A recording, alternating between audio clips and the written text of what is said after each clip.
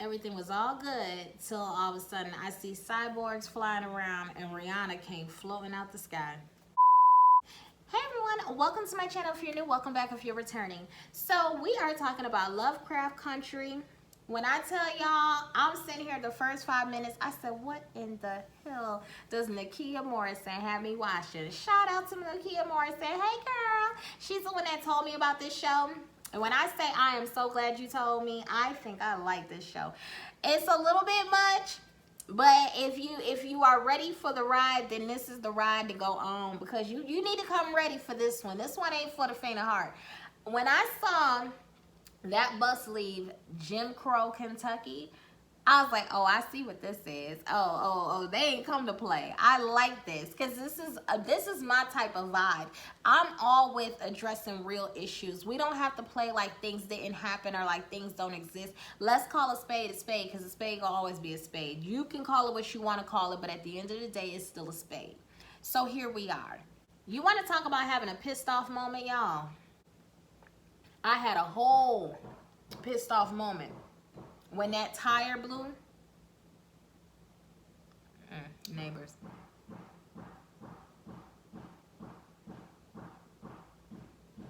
You know what? If she don't take her ignorant ass back in the house.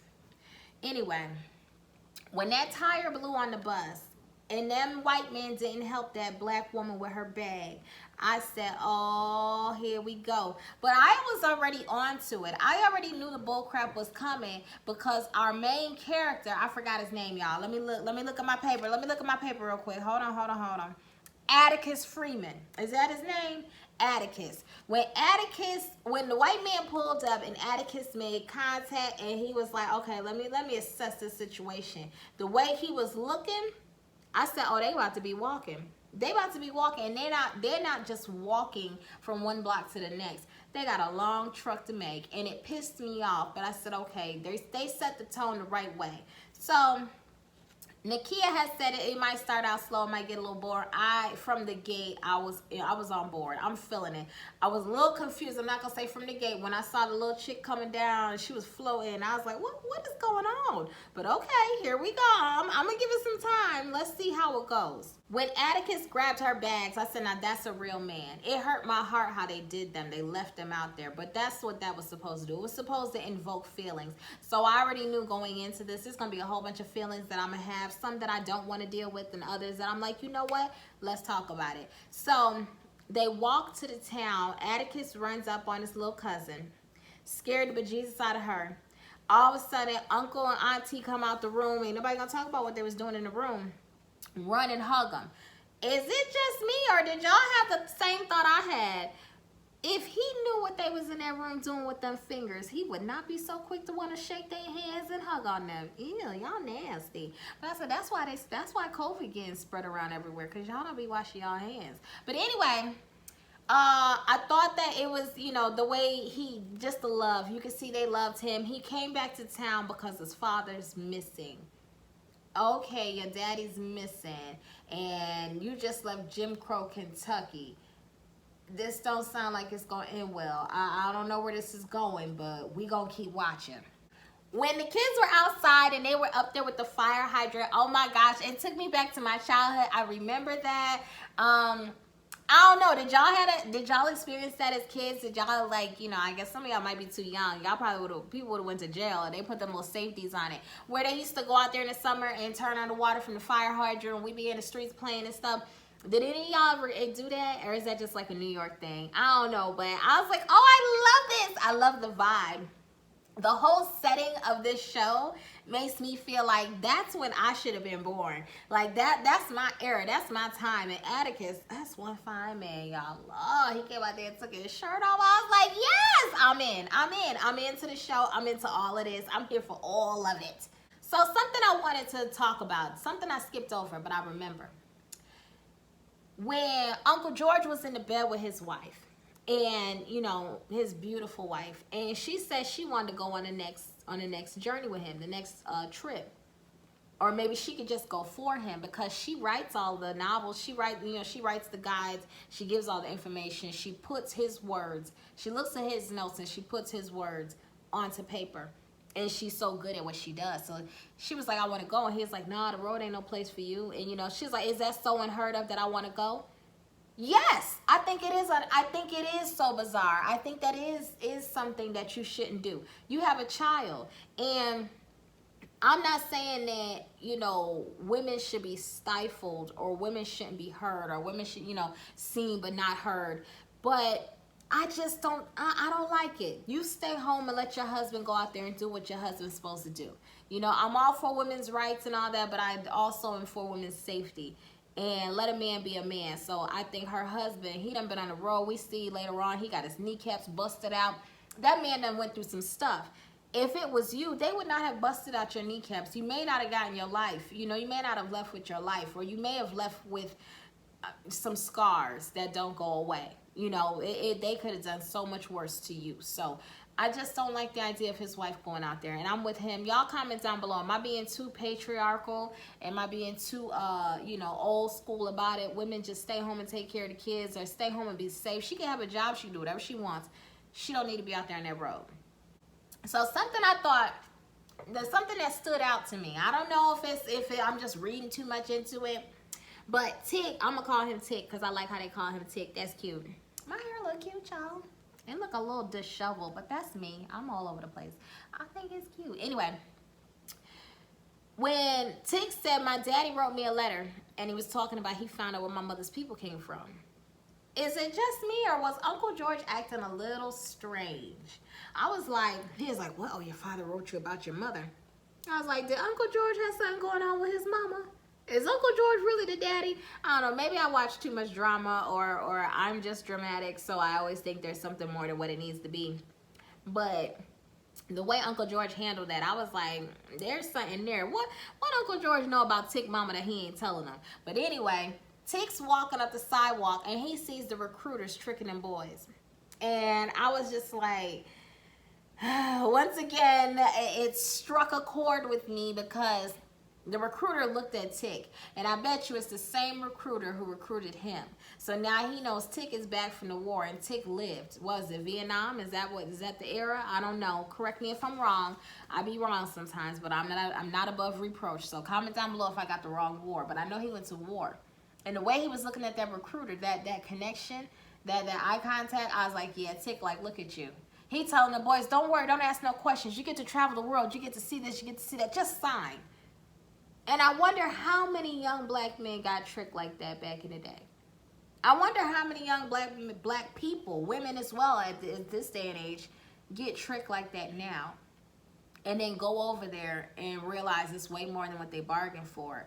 And come back, if they make it back, and they are not able to reacclimate themselves into society because what they went over there was not what they expected.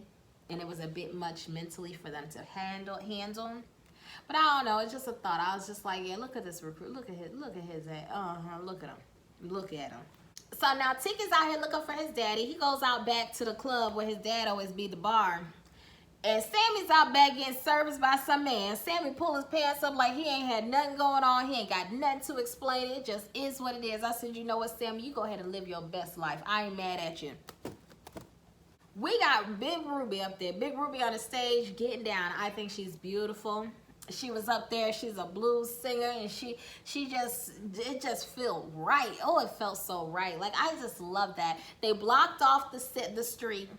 Now, do any of y'all, like, in y'all's past, or even now, I don't know if they do it now, but it's been so long since I've been there. When I was a kid, in Philly, they would block off the streets and would go down and have the parades and stuff. And I used to love that as a child. Like over there off of Master Street. Who drop down in the comment section if you know anything about West Philly and you know where Master Street is, or you know where Upper Darby is. Holla at your girl. So I remember going to the church and the drill team would be practicing, and a couple summers I actually went there and I was able to practice while they were practicing. I was never in the parades because I would never, I ain't gonna do all that.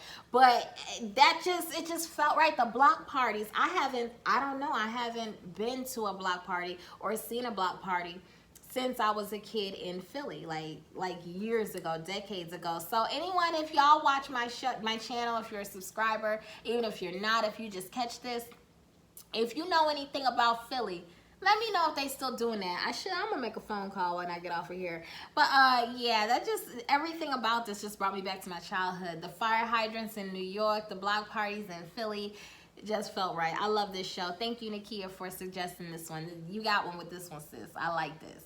So we got the beautiful Ruby up there. She performing in all her beautiful darkness glory. And then here come her high yellow, no good ass little sister, Leticia. She already knew when her sister showed up that it was going to be some bull crap. Ruby was like, what you want? You know, Leticia like, oh, do that song. We gonna sing together. We're like, we ain't sung together since we were kids in church. Don't you mosey your ass up here on the stage and think that you gonna cozy up to me over a song, because I know you want something. So what do you want with your begging ass? That's what she wanted to say to her. So we see the high yellow mooching sister. And it's like, okay, so Ruby has to work hard because she's the dark-skinned sister, and she got to work for what she gets. She got to get it how she live. And then we got Leticia, who just comes in and she gets money. People take care of her. She ain't really got to do much. She can run off, go do whatever she wants to do in life. And she know that her sister got her back. So just because of the contrast, not to say this has to be the reality, you can very well have the same mother, same father. One child be dark, one child be light. But something tells me that they got different daddies, and this is going to play a part in who they are. And just the fact that Ruby was like, you know, you need to get a job. Leticia like, I just need to stay here for a couple of nights. Ruby was like, you need to get a job in a couple of nights. I'm not going to clean no house. You sound awfully entitled for somebody who can't even, you know, who don't even know where you going to sleep at tonight. That's what Ruby was saying. And Leticia's just like, well, I can go uptown. You know, they hiring black people now. I can get a job. And it's just the whole idea of the light-skinned sister who never really had to deal with reality of the plight of the black person, because she had light-skin privilege, so she's able to dream. But Ruby didn't have that same privilege, so Ruby lives in reality. Take your ass up there and become a maid and clean these houses because we need money. Leticia's like, no, I'm gonna do the job I want to do, but in the meantime, I'm gonna need you, my sister, to fund me, and her brother as well. So I wrote it down. Ruby's name is Ruby Baptiste, and Leticia's name is Leticia Lewis. I say, yeah, I knew something was going on. And then they got a brother, Marvin Baptiste. So Baptiste and Baptiste are both the dark skins, and then see little Miss Lewis is high yellow. So I said, okay, there's more to come. I'm 2 episodes behind, but I'm gonna get caught up, y'all. Don't worry. So we got Tick at his daddy's house, and I'm looking at all the holes in the wall, and I was like, what's going on? His father, what happened? Come to find out, those were holes that him and his father put in the wall while they were tussling. I was thinking maybe his father had mental illness, or maybe he's going crazy in that house because he lost his wife. He's alone. His son ain't there. His son is in the war. I'm sure his father, well, we come to find out his father didn't want him to go to the war. So maybe he's, you know, just dealing with his own mental illness in the house. No, that was their fight that they had about his son going off. So Tick made a collect call over there to Vietnam to probably his Vietnam boo that he left, and she didn't want him to leave, but he left. So I said, is it gonna come out in the story that he got a kid over there? Because that's, you know, that's what happened with all them GIs. I ain't one to gossip, so you ain't heard that from me, but y'all know. So I need y'all to drop down in the comments section if y'all remember collect calls. We press 0 and catch the operator. I don't even think you could do that nowadays. Can y'all do that? I remember being on the phone with who I thought would have been my little boyfriends back in the day, and I was liking this person or liking that person, and I'm talking on the phone for hours, and you know, I'm in there twirling my hair, and I'm just having a great time. Then all of a sudden, the operator would break the line and be like, you got a such and such said that they want you to hang up the phone so that they can get through on the line. That used to piss me off so bad. That was before all the call waiting and all this 69 and star 77 and all that other stuff. This old school, y'all. Comment down below if you ever been on your grandmama's phone and somebody broke your line and you had to hang up. Anyway, am I telling my age? Oh goodness, moving forward. So we see tickets going from place to place, and this is really fancy car that keeps following him. I say, yeah, son, tell me that car got something to do with what happened with his father. We gonna find out. What I don't like, I mean, I can't say I don't like it. But what I'm not really feeling is little Miss Lucy Goosey in the car with Uncle George. The way she just too comfortable. It's something about Letitia I don't like. I get whole vibes, y'all. I don't know. Y'all tell me if y'all get whole vibes or if I'm just tripping. But they go to the little white shop. And all of a sudden, Letitia had to use the bathroom. There was creepy vibes in there. Then Tink said, Uncle George, tell me why the White House is white again. I did not know that's why the White House is white. I wasn't aware of that story. I don't know if it's true, but I'm going to go with it because it makes sense. And even if it's not true, it's an old black tale, so I'm going to go with it anyway. Letitia walk into the bathroom and she hear the little white boy in the back talking about, no, I didn't serve him. Not after you did what you did to the black woman or whatever that lady name was. So she know, hold on, he done called his people on us. Letitia came running out that bed. She said, we got to get the F out of here. Let's go. She hop in that car. See, Uncle George is old school, so he don't think Letitia needs to be driving. He won't let her drive. She's a woman. Letitia said, listen, get your ass in this car. We ain't got time to deal with all this patriarchal woman. Can't do nothing but sit back and be quiet, be barefoot and pregnant mess. Get in the car before we all die. So Letitia driving that car. I said, you get it, girl. He's like, girl. Letitia said, my name ain't girl, my name is Letitia mother effing whatever it was. Look, I laughed so hard because that was the moment where Uncle George said, you know what? I think I'm going to just shut up and tell her which way to turn because, yeah, she got it. So when the car, the little fancy car that was following Tick earlier came out and stopped the white people from getting them, the sheriff and all them from you know, hurting them, the sheriff's car flipped over. I was just thinking to myself, how many times in history have we heard of things that happen or see stuff in a newspaper and it says, oh, it was an accident, they hit a deer, you know, the car flipped over, they passed away. And it was really situations like this. Because we know that newspaper article is going to say that they were just driving and, you know, they hit something, they hit a tree, they lost control. But they not telling the truth. That's not what happened. So when the white woman got out the car, I was like, ooh, all right.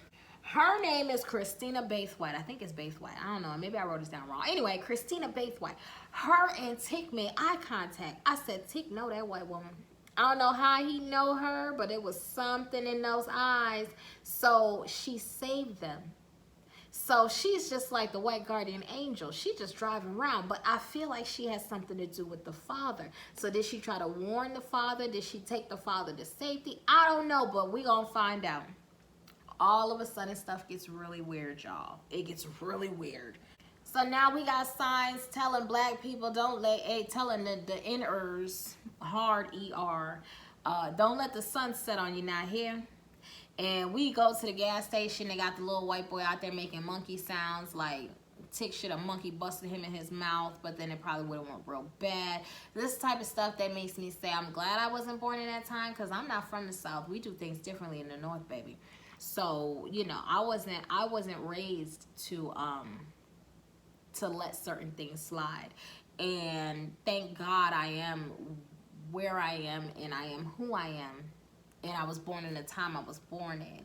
Because if I was born in that time, I don't know if I would have made it. I don't know. Moving forward, all of a sudden, so they had James Baldwin talking. Y'all know who James Baldwin is? Y'all better know who James Baldwin is. I knew as soon as I heard his voice. I was like, okay, that's James Baldwin talking. Then they in the car driving. And before they pulled out, well, as soon as they pulled out the gas station, you see Aunt Jemima's blackface on that poster. And I just got to thinking, did her family ever receive any money? Because I know they say the real one was supposed to have been rich. I know she got descendants. Did her family ever receive any money? Because there are plenty of people around here still pouring that syrup. So, I don't know, just a thought. Y'all comment down below. Let me know if y'all ever thought about it or if y'all ever looked into it, whatever the case may be. So we're gonna jump right through this because I know y'all all seen this and I didn't. I'm sitting here confused as to why they went to the house, right? Letty and her brother get to arguing. They was playing B.B. King on the radio too. I said, oh, that's my grandmama's music. See, my grandmama was a Letty, so yeah, my grandmama, she was out there.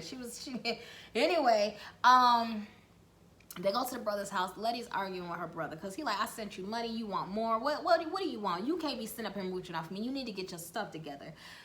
All of a sudden, the next day, they get ready to leave. Uncle George and Tick. Letty hopped her happy ass up in the backseat of that car, didn't ask no questions. They looked at each other like, where she think she going? What? What's this? They had to take her with them. They had to take her. They had to. So she goes with them, and honestly, I'm glad she did. At first, I was like, she's just so entitled. But you can't blame somebody for being who they've always been, you know, conditioned to be. You just can't. So they go, they drive it, and just as stuff starts to make sense, you know, Tick just got to find his daddy, got to find this road, got to find his daddy. Just looking. I said, something ain't right about this. The police officer decided to humble him to show this boy his place. And it pissed me off once again, but okay, I'll let it go. Like I said, just as stuff starts to make sense, it starts to get really weird. For some reason, it wasn't so weird that I'm like, I'm gonna check out. No, like, you hear all kinds of tales, and I've been told a whole bunch of things about supernatural and stuff that's real and stuff that ain't. We can't always say that we know for a fact what is reality and what ain't. But what I'm gonna say is, after everything they went through in that forest with all them ghouls and goblins and all the rest of this, they say it was about the light. I don't know if it was a light thing or a white thing. I don't know what it was. But when they left and they drove up and they get to the house, Sir William answered that door. And Sir William said, welcome home. Wait a minute, what? So that's where I left out, y'all. That's episode 1. I'm about to go ahead and edit this and get this out because I know y'all been waiting for it, even though y'all haven't really been waiting for it. I'm going to give it to you and act like y'all been waiting for it because it made me feel important. But anyway, make sure you subscribe to my channel, hit the bell for notifications, thumb your girl up. And yeah, I'm going to get into episode 2 because I know y'all ahead of me. And I think episode 3 comes out tonight. I don't know if it's already out or not, but we're going to figure it out. This one's coming out, and make sure you subscribe to my channel. Thanks so much once again, Nakia, because I really think this show is going to be the move.